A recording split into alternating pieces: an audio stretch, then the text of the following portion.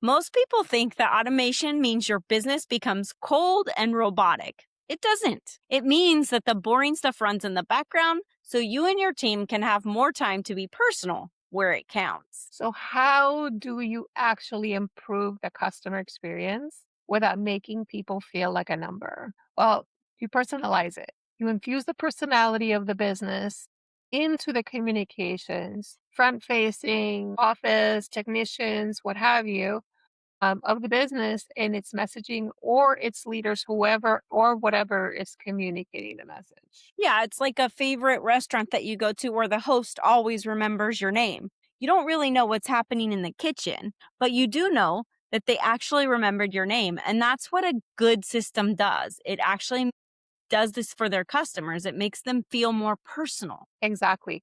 And if someone sets up your systems and every message sounds like it was written by a computer, fire the process, not the tool. The tool is only as good as the words you put into it. How do you convey that you actually care about your customer? It doesn't have to be a big thing, but even small things add up. Consistent experience at every touch point, training, consistency, follow up systems, right, Yamil?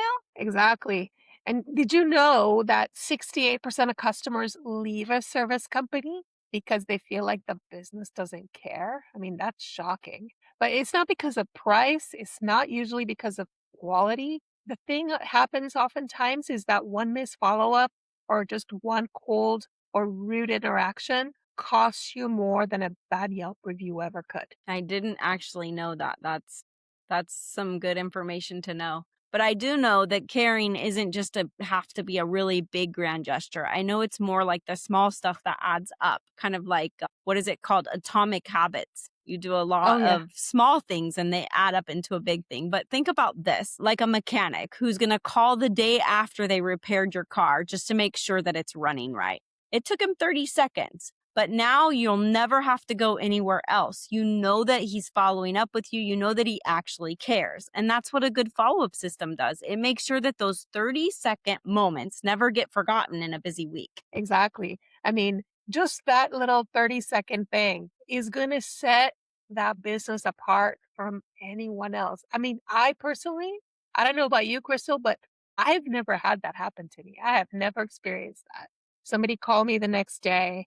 Hey, how's it going? No, I wish, Especially right? your mechanic. I don't know. Especially your mechanic. If you have a good mechanic, I would say, but our mechanic knows us so well. But it is a good in the past when I didn't even have a good mechanic. I was just using Joe Blow off the corner. That would have been Yeah. nice to be able to have a phone call from the mechanic just asking me, how's everything going? How's the car running? But the same in business, right? If we're a plumber and we're installing a water heater or contractor and we're repairing something in someone's home, just that follow-up call, and I Hmm. don't really know of any businesses that are actually doing that, I would say. Of all the ones I know, I don't really know if they really are doing like a follow-up phone call like that, but it does actually, It matter a it lot. matters. It matters. And I think especially matters when somebody, like the customer, the end customer is hesitant about making a repair, maybe because it's expensive, maybe because it's whatever.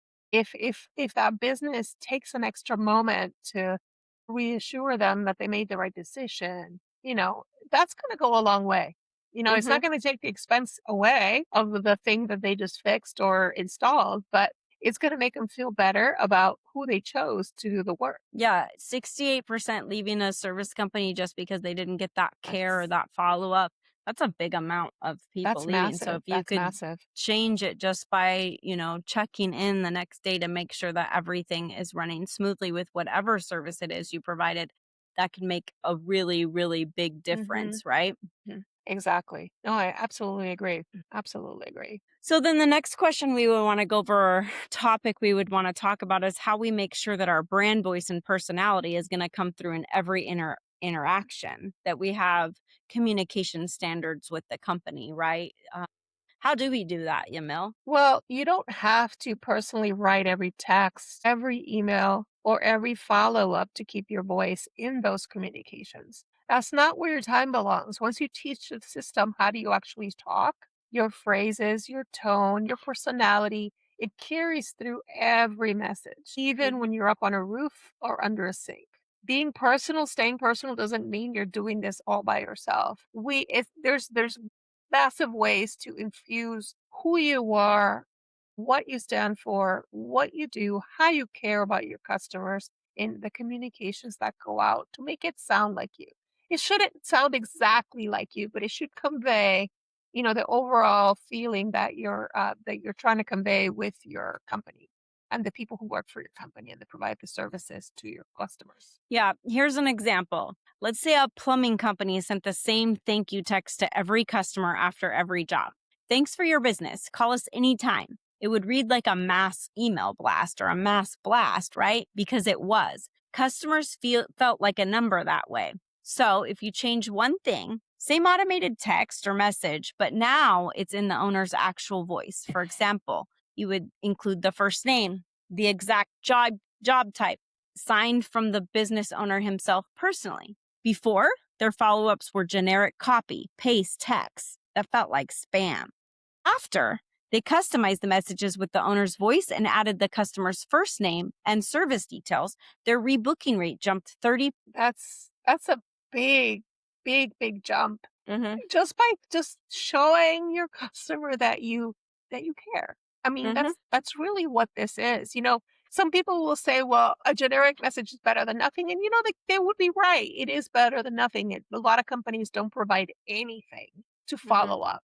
But what kind of impression will you leave if you actually personalize it and say the person's name at the very least? The last service that you provided at the very least. That goes a long way. Mhm. Even if they kind of feel that it's automated, it doesn't feel like a mass bulk text or call or email or what have you, whatever it is that you're doing. It just goes a long way. Personalization really does matter and people do value it. Mhm. Yep, and there's a lot of systems out there that you can really connect those custom fields in the text messaging setup Mhm.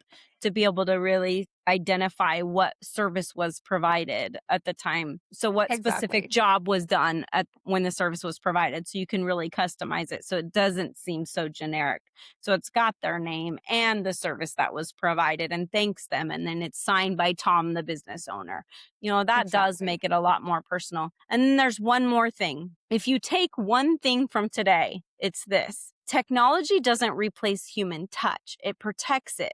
But the businesses that feel the most personal are the ones with the best systems behind the scenes. Yeah, So I think mean, of just that. consider the franchises out there that do things a certain way, and it doesn't necessarily feel robotic. It just feels consistent, right? Go to a hotel, a really nice hotel, and they're going to treat you a certain way. The people at the front desk aren't going to say the exact same words, but they're going to follow a system, Yep. and it's going to be consistent and there's not going to be anything left to chance. So think about it that way, right? So, next episode, if you're spending money to make your business smarter is easy, right? That's the easy part. Knowing if it actually worked, that's the hard part. On the next episode, the numbers that don't lie, the mistakes that cost you, and what's actually working for real business owners in the trades right now. Thank you, Yamil. Look forward to the next episode. Thank you for S- joining us. And Yes. don't forget to hit subscribe.